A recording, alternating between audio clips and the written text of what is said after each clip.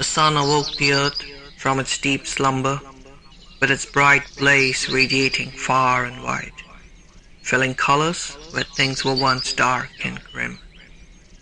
A sparrow left her nest on a sycamore in search for food, leaving her three fledglings chirping incessantly.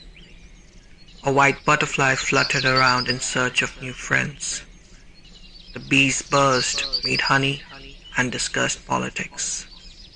I breathed in the morning air and watched the squirrels scurrying in the wet, green grass.